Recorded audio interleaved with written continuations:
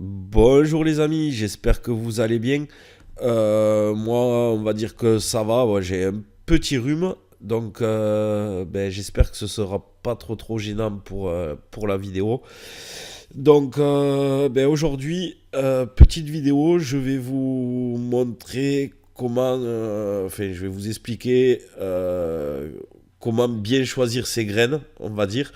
Donc, pour ceux qui me suivent régulièrement, vous savez que je vends des graines bio sur mon site. Donc, vous vous doutez bien que c'est sur ces graines-là que je voudrais vous amener. Mais sans forcément pour que vous commandiez sur mon site à moi, hein. Je vais vous démontrer vraiment les intérêts de commencer avec des graines bio. Donc moi j'en vends, elles sont origine France, c'est un producteur dans le centre de la France qui me les fournit. Donc j'ai pu les tester la saison dernière avant de vous les proposer quand même. Donc j'ai trouvé que c'était des graines d'assez bonne qualité. Mais bon, il y a également la ferme de Saint-Marthe qui fait de très bonnes graines bio. Il y a Cocopelli qui a une grosse sélection de variétés qui sont également de très bonnes graines. Voilà. Donc, d'abord, on va voir les différents types de graines que l'on peut retrouver.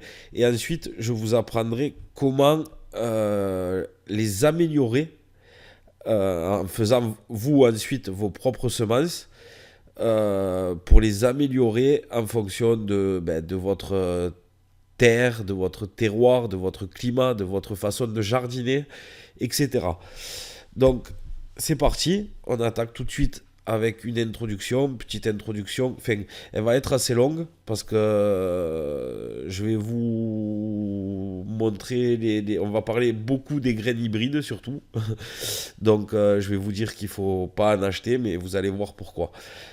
Donc déjà, tous les fruits et légumes qu'on peut retrouver dans les supermarchés, hein, qu'ils soient bio ou pas, ils proviennent tous de la même chose, c'est-à-dire qu'ils proviennent d'une graine. Donc avec ça, vous vous doutez bien que le marché des semences, c'est vraiment un business qui est très juteux et qui génère pas loin de 5 milliards de dollars. Je me suis trompé sur le PDF, j'ai mis millions, mais c'est 5 milliards de dollars chaque année.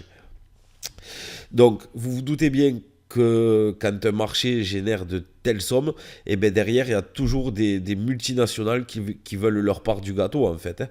Donc, voilà. Ces multinationales, elles veulent privatiser le marché des semences. Euh, Pourtant, les semences, c'est quelque chose de naturel et chacun devrait pouvoir en faire ce qu'il veut. Et bien, ces multinationales, elles essayent de privatiser ce marché en produisant des graines F1. On en discutera par la suite. Donc, F1, graines hybrides non reproductibles. En gros, ça veut dire quoi? Que si vous voulez récupérer vos propres semences sur des variétés hybrides, vous ne pourrez pas le faire. On verra ça par la suite. Et en gros, elle vous oblige à racheter ces semences chaque année. Donc, le lobbying de ces multinationales, il est tellement important que jusqu'en avril dernier, donc avril 2018, il y avait une loi qui interdisait à un agriculteur ou à toute autre personne, hein, peu importe, de vendre ses propres semences. Pour qu'un agriculteur puisse vendre ses propres semences, il faut qu'il demande à rentrer dans le catalogue, c'est le GNIS, fait le registre européen des semences, là, je ne sais plus le nom exact. Il faut demander à pouvoir rentrer là-dedans pour pouvoir commercialiser ces semences. Pour rentrer là-dedans, il faut donc d'abord avoir l'approbation. Il faut faire expertiser les semences en gros. Et ça coûte entre 6 000 et 15 000 euros par variété. Donc c'est assez conséquent et vous vous doutez bien que les petits agriculteurs ne peuvent pas vendre leurs semences. Ils ne peuvent pas faire ça, payer de telles sommes pour pouvoir vendre les semences. Voilà. Donc ça restreint déjà le marché alors qu'on pourrait retrouver de très bonnes graines. Et ben non, ces multinationales, c'est eux qui font pression pour que ça ne puisse pas se faire. Heureusement, donc comme je vous le disais, en avril dernier, il y a une loi qui a été votée et qui va autoriser les agriculteurs bio, j'ai bien dit bio, à vendre leurs propres semences. Donc par contre, cette loi, elle n'entrera en vigueur qu'à partir de 2021. Mais bon, c'est déjà un grand progrès puisque on aura plus de choix déjà pour la garder, préserver la biodiversité, les espèces. Si on laisse faire les multinationales, on va se retrouver qu'avec, il y a plein de variétés qui vont se perdre et on se retrouvera qu'avec des graines hybrides et voilà, chaque année, il faudra aller en racheter. Donc, excusez-moi, j'espère que je ne vais pas trop galérer à vous faire la vidéo. J'ai le nez bouché, ça doit s'entendre. Voilà, j'ai un peu de mal. Donc, on va parler donc des graines hybrides F1 en premier. Donc, qu'est-ce que c'est une graine hybride F1? Donc, c'est une graine qui est issue du croisement de deux variétés parentes de façon à en améliorer les caractéristiques. Donc, par exemple, on va prendre le cas d'une tomate qui est précoce et vigoureuse, mais par contre qui n'a aucun goût, et on va la croiser avec une tomate, par exemple, qui est très goûteuse, mais qui est pas du tout vigoureuse. Et de cette façon, on va obtenir des tomates précoces, vigoureuses et goûteuses. On aura les caractéristiques des deux parents. Donc, de cette manière-là, tous les croisements sont possibles pour améliorer, par exemple, les résistances aux maladies. On peut faire des croisements pour obtenir des nouvelles couleurs, sur la précocité, la productivité, les formes, les pores, etc. Tout est possible. Donc, généralement, ces graines F1, c'est vrai, elles sont plus résistantes aux maladies puisque c'est des croisements que les variétés traditionnelles. Mais je vous montrerai, donc je vous en ai parlé en fin de vidéo, je vous dirai comment récupérer vous vos semences et les améliorer. Vous obtiendrez, en faisant ce que je vous dirai, de bien meilleures graines, encore mieux adaptées et plus résistantes que si vous aviez acheté des F1. Donc, généralement, dans les magasins, la plupart des légumes que l'on achète, c'est issu... vraiment, je dirais, j'ai pas de chiffres, mais je pense un bon 70% c'est issu de variétés hybrides, donc ils l'écrivent pas. Ça, je trouve que c'est pas normal. Enfin, moi, j'ai jamais vu. Ils mettent la variété, mais ils disent pas si c'est un hybride ou pas, et bien souvent, c'est des variétés hybrides. Et donc, pour finir, donc il y a deux raisons pour lesquelles il ne faut pas acheter ces graines bio. Donc la première, c'est qu'elles ne sont pas reproductibles. C'est la façon donc pour les multinationales de privatiser le marché. Vous ne pourrez pas les ressemer puisqu'elles ne germeront pas. Et si jamais elles germent, si ça peut arriver, j'ai jamais essayé, il me semble que ça peut arriver. Et dans tous les cas, elle ne vous donnera pas les caractéristiques de la variété initiale. Elle prendra les caractéristiques de l'un ou l'autre des parents. Enfin, elle va perdre sa pureté génétique. Il va y avoir une dégénérescence et vous n'obtiendrez pas du tout ce que vous aviez au début.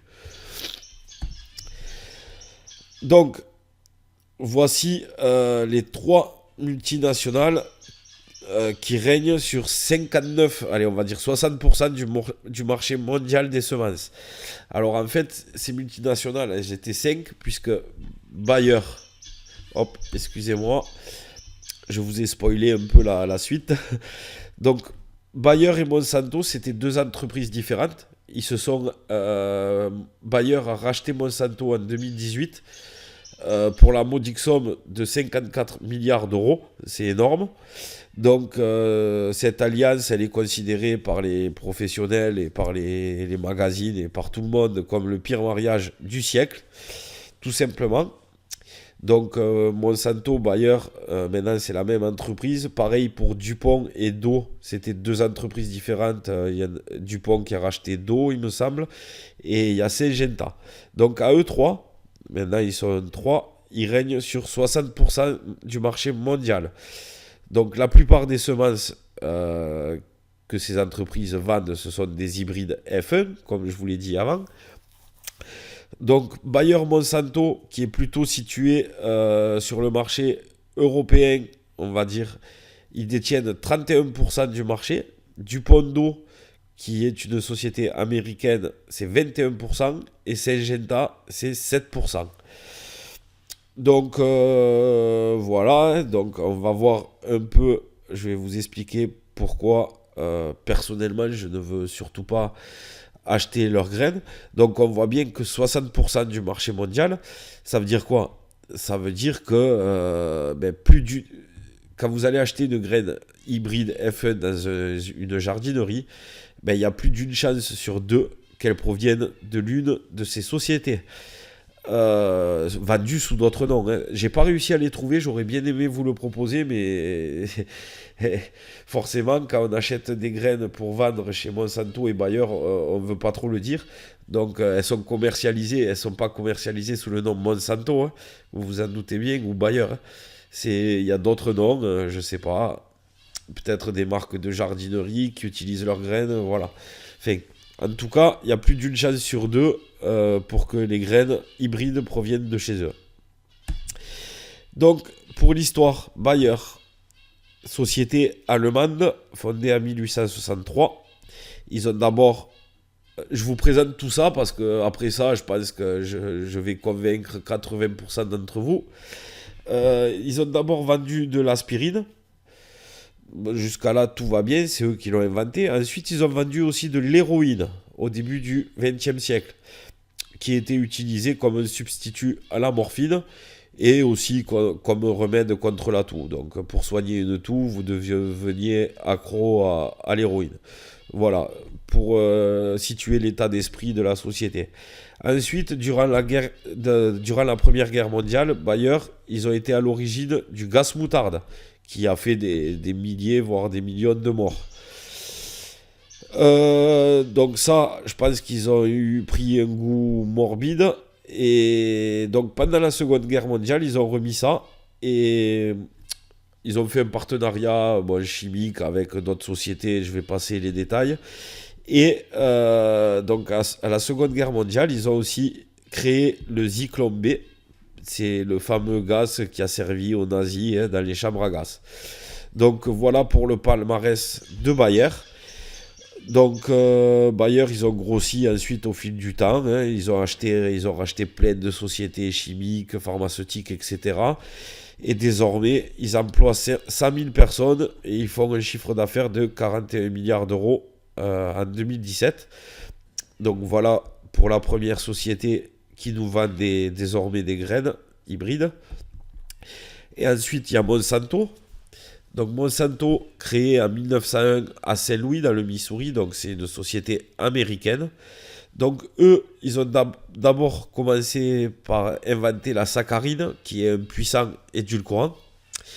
Et ensuite, dans les années 40, ils se sont lancés dans l'agrochimie. Donc eux aussi, pour faire comme Bayer, ils ont inventé le gaz qu'on appelait agent orange, qui a été utilisé comme arme de destruction massive au Vietnam par l'armée américaine. Donc voilà, donc des entreprises qui ont fait des morts avec leurs produits tout simplement. Hein. Et ensuite, il y a l'herbicide. Celui-là, c'est très controversé, on est pour ou on est contre, le Roundup, hein. Donc qui a été créé en 1976. Donc ça, c'est Monsanto, ça a fait polémique hein, l'année dernière, on en a beaucoup entendu parler aux infos. Et dans les années 80, c'est eux qui sont également à l'origine de la première cellule génétiquement modifiée, donc ce qu'on appelle les OGM, et notamment sur le maïs.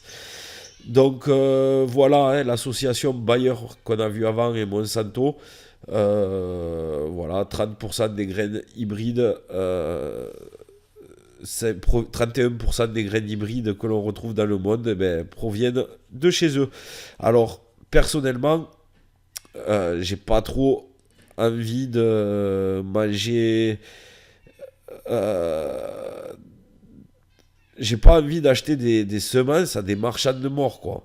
Donc voilà, j'ai encore moins envie de leur donner de l'argent à ces gens-là. Donc après c'est un choix. vous faites comme vous voulez, mais je pense que là, il y en a quelques-uns qui vont être refroidis. Donc, j'ai rien inventé, j'ai fait beaucoup de recherches. Malheureusement, j'aurais bien aimé connaître les marques qui se servent de leurs graines, mais bon, j'ai pas trouvé ça.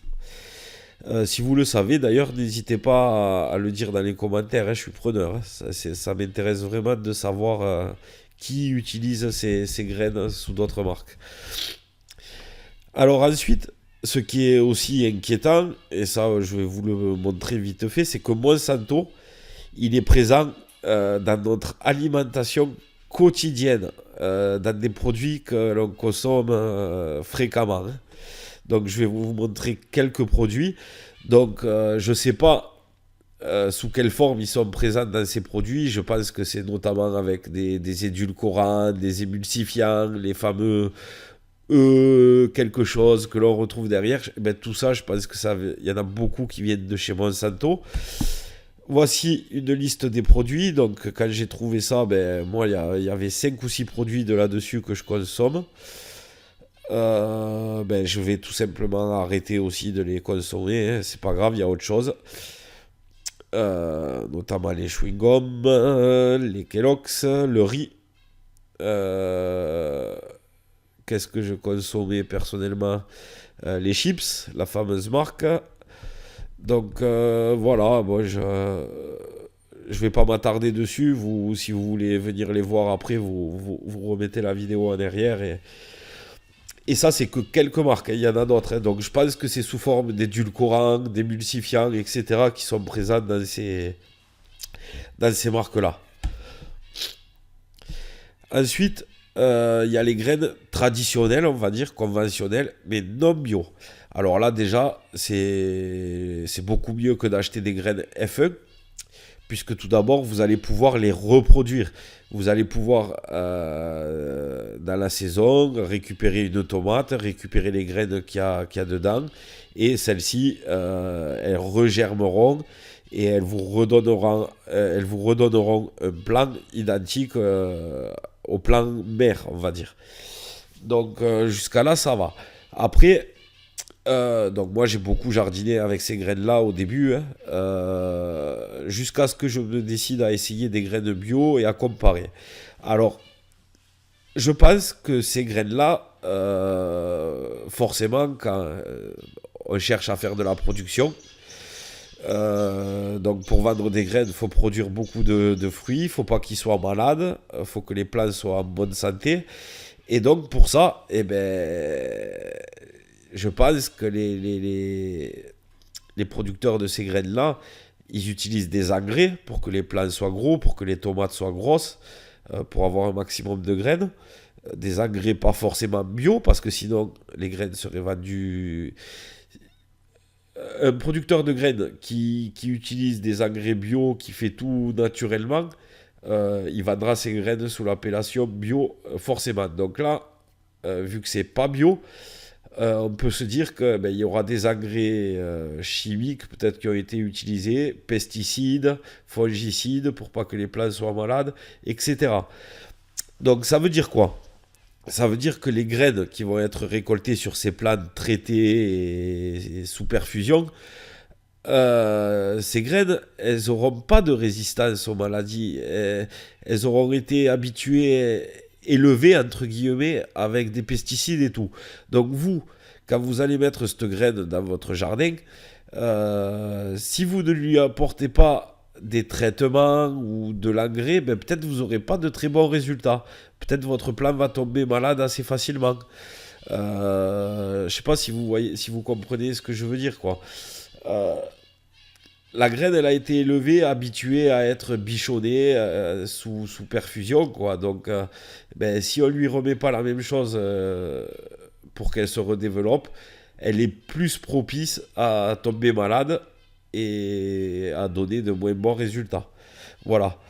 Après, à choisir entre ces graines-là et les graines F1, on prend cela, hein, forcément, hein, je vous le dis, parce qu'après, vous pourrez quand même les améliorer, comme je vais vous le dire en fin de vidéo.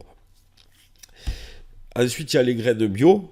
Donc, vous pouvez en retrouver sur mon site, petit coup de pub, hein. Mais bon, je répète, il y a Coco Pelli qui fait de bonnes semences, chez qui je me servais, et la ferme de Saint-Marthe, qui sont de très bons fournisseurs de graines bio. Donc, les graines bio, ben, c'est les avantages, c'est ce que je vous disais avant en fait. C'est que forcément, vu qu'elles sont vendues sous l'appellation bio, elles ont pu être traitées. Il y a pu avoir de l'engrais, bien évidemment aussi, mais toujours bio. C'est-à-dire que moi, je sais que je traite mes tomates au purée d'ortie, voilà, je fais des traitements biologiques de temps en temps. Les graines, elles seront comment dire, naturellement plus résistantes que des variétés non bio, puisqu'il n'y aura pas eu de produits chimiques sur le plan mère. Voilà. Euh, Moi, j'ai déjà fait le test avec la tomate ananas, justement. Et c'est vrai que quand on met avec des graines. Maintenant, je fais mes propres semences, mais au départ, quand j'ai voulu passer des graines conventionnelles aux graines bio, j'ai planté donc des non bio et des bio.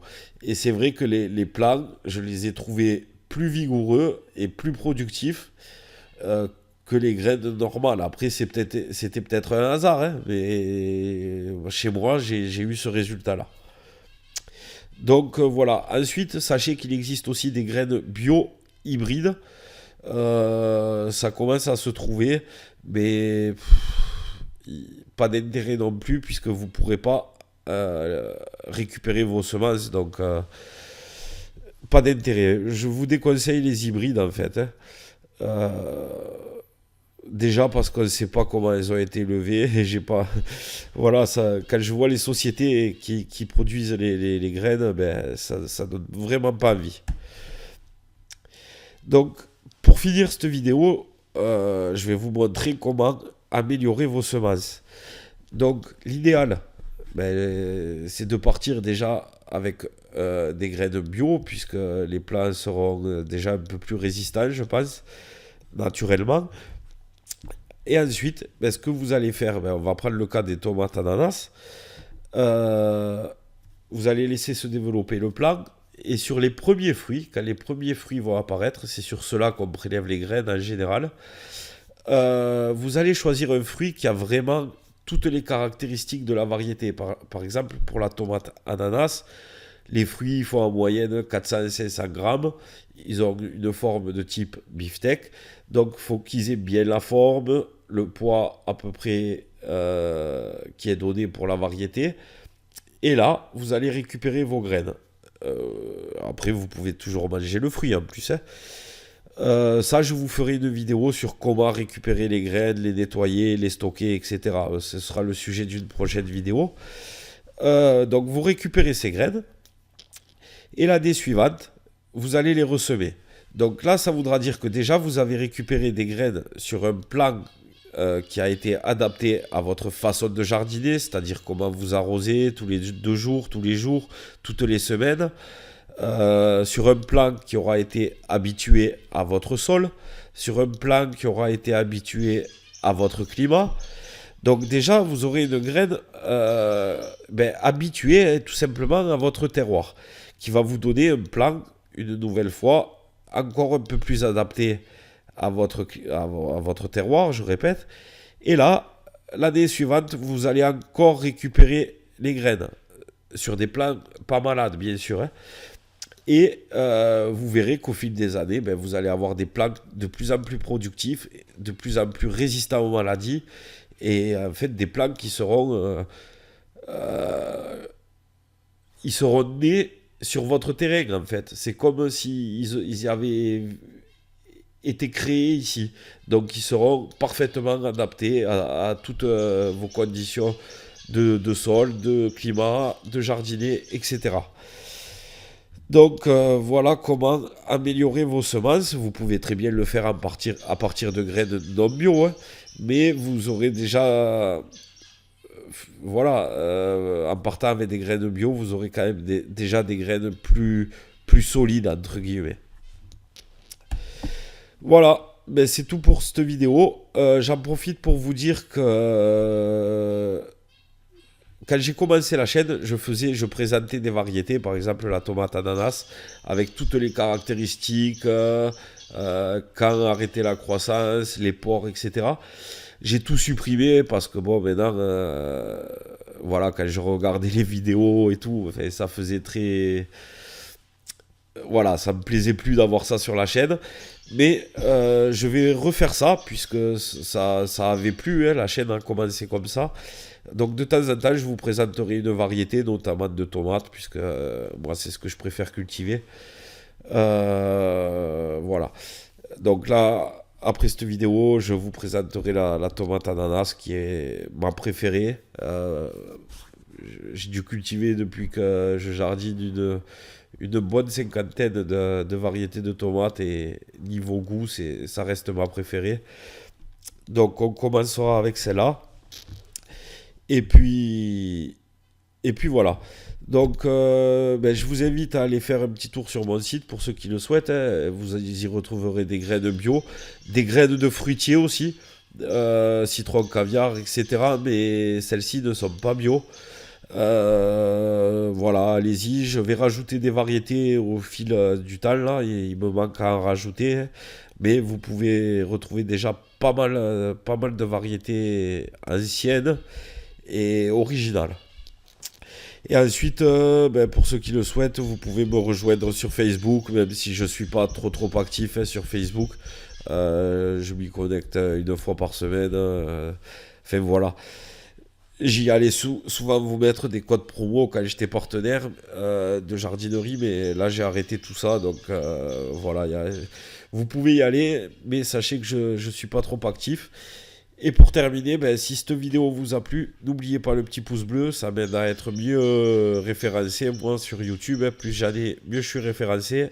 Et puis, pourquoi pas partager la vidéo sur les réseaux sociaux. Voilà, on va arrêter là parce que je commence à avoir vraiment du mal à parler.